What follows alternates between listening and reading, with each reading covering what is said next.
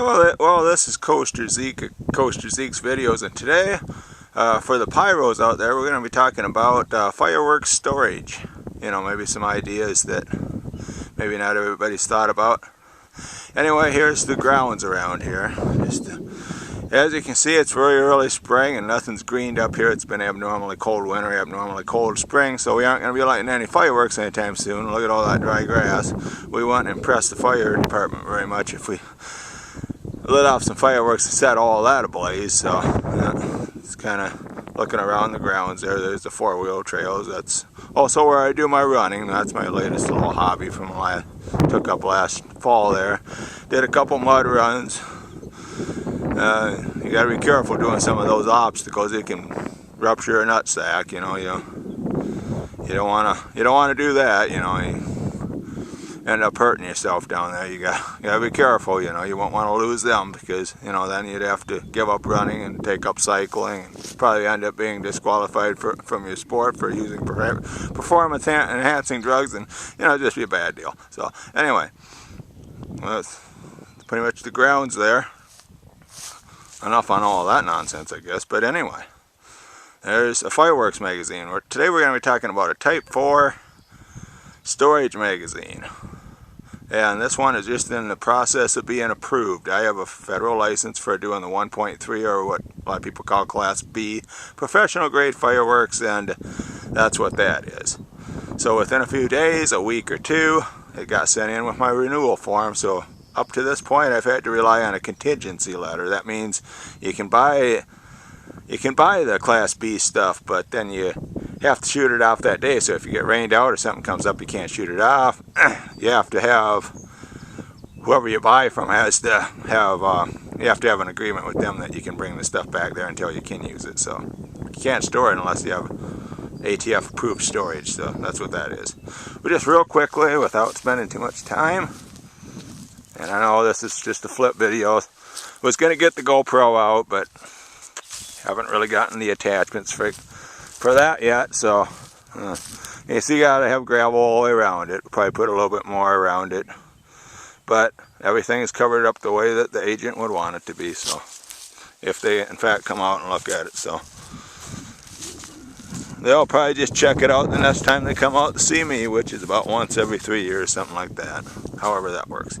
But anyway, getting back to this, now this is for a professional fireworks storage. However, something to consider, I do see on YouTube that there's a lot of fireworks enthusiasts, young pyros out there, whatever, doing these stash videos, and they have a lot of cases of canister shells and 500-gram cakes and consumer fireworks, 1.4 grade, but still a lot of flammable stuff and a lot of there's plenty of power there and everything.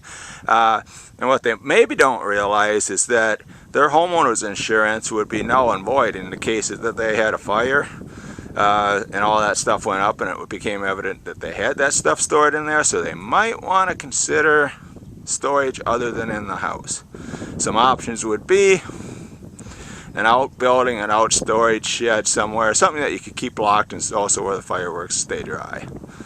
Or you can consider something like this, but you're probably not going to do something like this unless you're actually going for your federal license. At some point I'll give the pyros out there some info on how you go about doing that for those that want to actually go down that road, but anyway, that's what it is.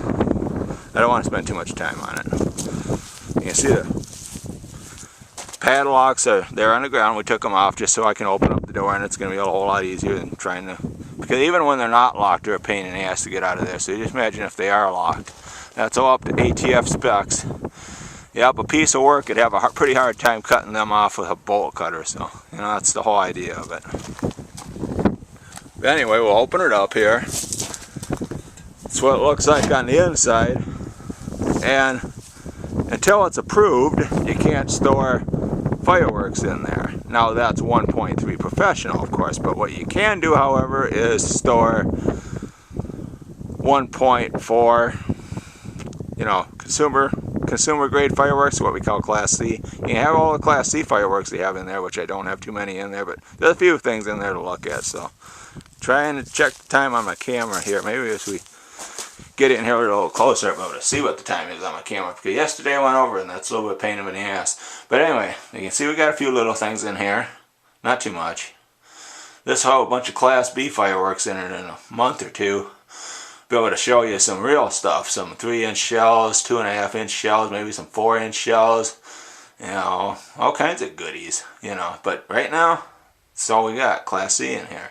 There's some of my favorite shells right there. The Panic Attack by Wind. I got a whole case of those in here. That's the only thing we got a case of right now. So don't keep a lot of fireworks around during the winter time. But they were real good. They came out last year. They're pretty awesome.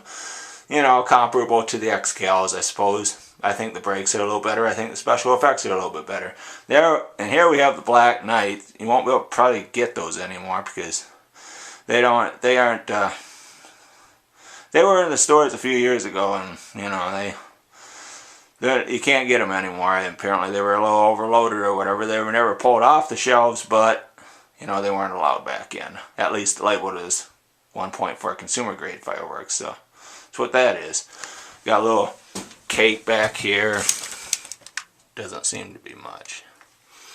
Some generic little canister shells. Those used to be marketed as Rambo Kid. That's what the name of them was back a few years ago. They were pretty notorious for blowing the bases off those mortars that weren't fiberglass at the time. So anyway, here's one thing I'm told. I'm going to do a demo on these some night because I'm told that these are supposed to be the best Class C or 1.4 consumer grade shells out there on the market. And maybe just becoming available this year, or maybe a few places had them last year. But these are supposed to be amazing. That's what I'm told. The best, that they blow everything else away in the canister shell department, or any artillery shells. Class C, that is, of course. So we're going to do a demo on those some night. They're by Winda, and they're called Echo in Your Ear. So, yeah, that's what that is. Right there. This is what the inside of the building looks like. You have to have it vented. That's if you're going for ATF specs. There can't be any nails, screws, anything that could spark, showing, you know, that type of deal. And it's real official here. Yeah, there it is right there.